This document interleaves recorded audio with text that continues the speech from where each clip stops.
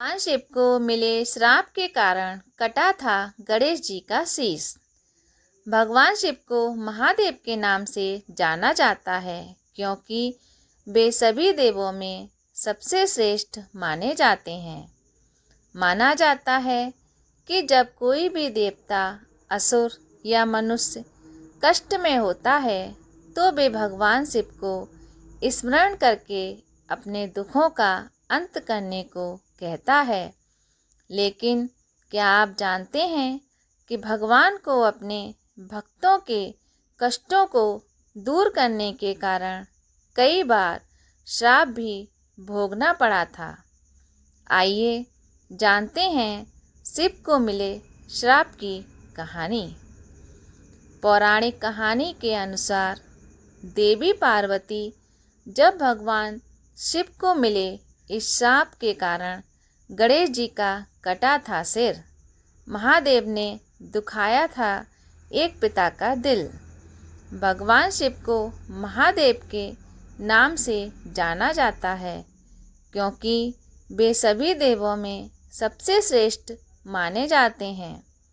माना जाता है कि जब कोई भी देवता, असुर या मनुष्य कष्ट में होता है तो वे भगवान शिव को स्मरण करके अपने दुखों का अंत करने को कहता है। लेकिन क्या आप जानते हैं कि भगवान को अपने भक्तों के कष्टों को दूर करने के कारण एक बार श्राप भी भोगना पड़ा था। आइए जानते हैं शिव को मिले श्राप की कहानी।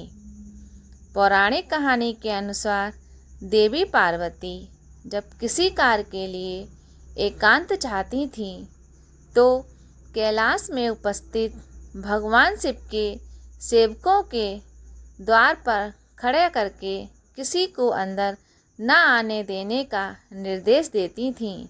लेकिन वे सेवक अपने प्रभु भगवान शिव को नहीं रोकते थे। इस प्रकार अपनी आज्ञा की अवहेलना देखकर देवी पार्वती ने मिट्टी से एक द्वारपाल बनाया जो केवल उनके निर्देशों का पालन करे। लेकिन देवी पार्वती के ममतामयी हृदय के कारण वह द्वारपाल एक शिशु जैसा प्रतीत होता था। इसलिए देवी पार्वती ने उस शिशु का नाम विनायक रखा, उसे अपना पुत्र मान लिया।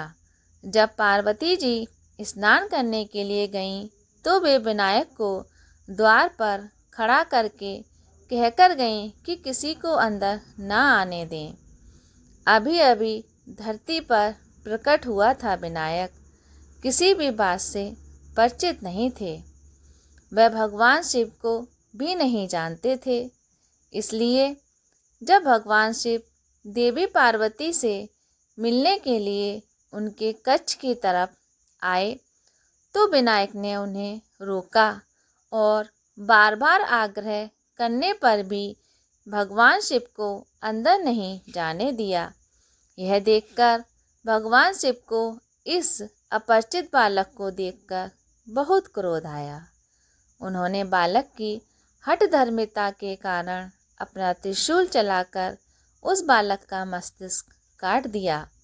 इसके बाद देवी पार्वती के क्रोध और विलाप के बाद भगवान शिव ने पुनः उस बालक में प्राण डाले और उसे गज का शीश लगाया गया। इस कहानी को ज़्यादातर लोग जानते हैं, लेकिन क्या आप जानते हैं कि भगवान शिव को एक महान ऋषि ने श्राप दिया था, जिस कारण श्राप के प्रभाव ने समय की गति को कुछ इस तरह से आगे बढ़ाया कि एक दिन भगवान शिव को अपने स्वयं के पुत्र का सिर काट दिया। ब्रह्मवैवर्त पुराण के अनुसार महादेव को कश्यप ऋषि ने श्राप दिया था। ब्रह्मवैवर्त पुराण के अनुसार माली सुमाली नाम के दो राक्षस थे। वे दोनों भगवान शिव के भक्त थे। एक बार दोनों भगवान शिव की शरण में आए और सूर्यदेव की निंदा करने लगे। उन्होंने कहा कि अपनी राशि में सूर्य के नकारात्मक प्रभाव जिसके कारण उन्हें शारीरिक कष्ट उठाना पड़ रहा है। सूर्यदेव अगर चाहें तो उनके कष्ट को कम कर सकते हैं। उन्होंने भगवान शिव से सूर्यदेव को उन्हें कष्ट न देने के लिए कहा। भगवान शिव सूर्यदेव को समझाने के लिए पहुँचे, लेकिन सूर्यदेव ने कहा कि माली और सुमाली शिव भक्त जरूर हैं, लेकिन वे क्रूर राक्षस हैं और उन्हें अपने कर्मों का दंड मिल रहा है। नियम के अनुसार सूर्य अपनी गति के अनुसार ही सभी राशियों में गोचर कर रहे हैं, इसलिए वो माली सुमाली पर विशेष कृपा नहीं कर सकते। सूर्यदेव के शब्द अहंकार से भरे हुए थे। यह सुनकर भगवान शिव को बहुत क्रोध आया और उन्होंने सूर्यदेव पर त्रिशूल से प्रहार किया। त्रिशूल से प्रहार से सूर्यदेव का सिर कटकर गिर गया और उनके प्राण त्यागते ही धरती अंधकार में हो उठी। यह देखकर ब्रह्मा के पोते और सूर्यदेव के पिता कश्यप ऋषि बहुत ही दुखी हो गए। अपने पुत्र का सिर कटा देखकर कश्यप ऋषि का दिल पीड़ा से इतना भर गया कि उन्होंने महादेव से कहा कि जिस तरह आज एक पिता होकर उन्हें अपने पुत्र की ऐसी स्थिति में देखकर इतनी पीड़ा हो रही है, एक दिन महादेव को भी अपने पुत्र को इस स्थिति में देखते ही पीड़ा उठानी होगी और पुत्र की पीड़ा देने के उत्तरदायी स्वयं महादेव ही होंगे। एक पिता की पीड़ा देखकर भगवान शिव भी बहुत व्याकुल हो उठे। तब सभी देवताओं ने भगवान शिव से प्रार्थना की कि बिना सूर्योदय के पूरी पृथ्वी अंधकारमय हो जाएगी और पृथ्वी पर जीवन ही संभव नहीं हो पाएगा। यह सुनकर भगवान शिव ने सूर्यदेव के शीतल पड़ चुके तेज को जीवित कर दिया। जब सूर्यदेव जीवित हुए तो उन्हें अपनी भूल का पश्चाताप हुआ कि उन्होंने अहंकार में आकर महादेव की अवहेलना की है। उन्होंने भगवान शिव से क्षमा मांगी और अपने पिता को पूरी बात समझाई। उन्होंने कहा कि उन्हें महादेव को ऐसा शाप नहीं देना चाहिए था। अब वो अपने शाप के विनाश को कुछ कम करने का तोड़ बताएं।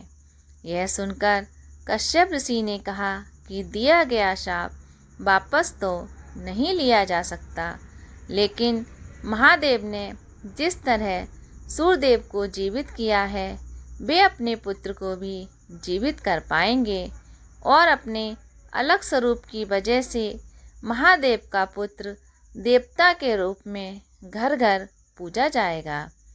भगवान सूर्यदेव ने माली सुमाली से कहा कि वे अपने बुरे कर्मों को त्याग कर अगर विधि विधान के साथ सूर्यदेव और भगवान शिव की आराधना करेंगे तो वे अपने कष्टों से शीघ्र ही मुक्ति पा सकते हैं।